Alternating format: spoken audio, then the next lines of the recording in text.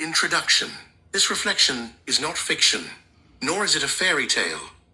What you are about to read is a real dream I had years ago, a dream so vivid, so layered with meaning, that I awoke from it as if I had truly walked through the experience. I remember rising with urgency, feeling as though I had just returned from a sacred place. I immediately grabbed something to write with and began to record everything I could recall. The imagery, the voice, the questions, and the wisdom stayed with me. Until now, I have never shared this dream with anyone. This is the first time I release it from the chambers of my spirit into the hands of others. May it speak to your soul as deeply as it spoke to mine. The Wisdom in the Soil by Kateb Nuri Alim Shinar. A woman came to me in peace while I was reflecting on the complexity of the universe, and she said to me, "Oh soul, can I ask of you a question that would help reflect more on life and creation?" I replied, "Ask what you will, O questioner. Sow your seeds in my earth, and we shall see if my mind can water it down and shed light on it so that it may cultivate." The lady replied, "In my hands are 2 seeds, and at your feet are 2 dissimilar types of loam. Now take the seed in my right hand and sow it at your left foot. Then take the seed in my left hand and sow it at your right foot. Next, water them equally and let them remain in the earth for 1 full sequence of the moon. Then revisit me here." I replied, "I will do as you request of me." I then took the seeds and sowed them into the earth and watered them carefully. Then I walked away. 1 moon phase later, I returned to the meeting place, and there stood the lady awaiting me. I approached the lady and wished peace upon her, and in return, she wished peace unto me. I then said, "I have returned as you have asked of me. I congratulate you for your visit. What an excellent thing it is to keep your word," replied the lady. She stepped to her right, and then took 2 steps backwards, and there stood a tall plant that bore many beautiful and succulent produce. Around the plant were scores of new buds. I was so astonished, I exclaimed, "What a gorgeous plant my eyes behold." "Yes, it is," she said, "for this plant is one of the seeds you planted by your right foot. See how it has sprouted and bore fruit. But the other seed you planted has not grown at all, for it just lays unresponsive. My question is, why the other seed didn't grow, for it received the same amount of water and sunlight as the other seed," replied the female questioner. I replied, "Maybe the other seed was no good." The lady smiled and said, "Keep in mind that the seeds are exactly the same, but the soil in which you planted the seeds are absolutely different. So I ask you once more, why didn't the other seed grow?" I replied, "I believe the soil in which the other seed was planted in was bad soil, for a seed cannot grow in an environment that cannot set in motion its growth, and without the appropriate nutrients to sustain itself, it will forever and always remain a seed." The lady replied, "You are correct.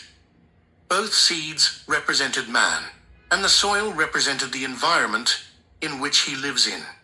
The seed that grew was man in a healthy environment, and his surroundings nourished him.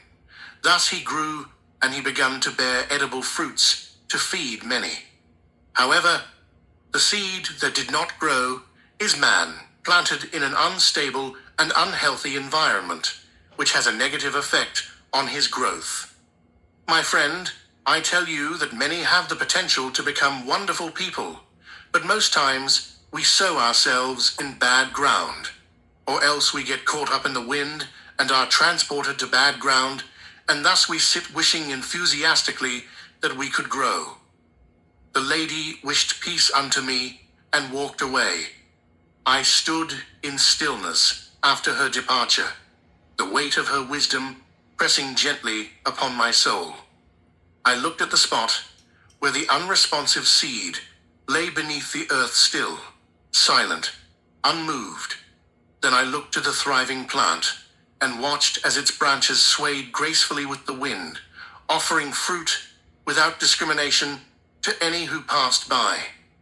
I thought to myself, how many seeds lie buried in bitterness, neglected by care, surrounded by criticism, and choked by fear? And how many more have been cast into shadowed places where light seldom reaches and no hands till the ground? As I was pondering these things, a soft voice echoed behind me. Even the best seed can lose its will to grow if too long it abides in soil that rejects its roots. I turned to see an old man leaning on a staff, his beard white as starlight, his eyes deep with lifetimes of reflection. Siu, he continued, do not judge the seed that did not sprout, for the earth has seasons, and sometimes the ground must be broken anew. Some soils need time and toil before they can give life. I nodded and replied, but what of the seed who knows nothing of its potential and lies dormant, unaware it was meant to become a tree? The elder smiled. Then it is the responsibility of the awakened to go and teach it. The one who bears fruit must return to the barren lands and speak life into the forgotten. You see, O soul, we are not only seeds and soil, we are also the water, the sun, and the gardener. I closed my eyes and let his words root themselves in me.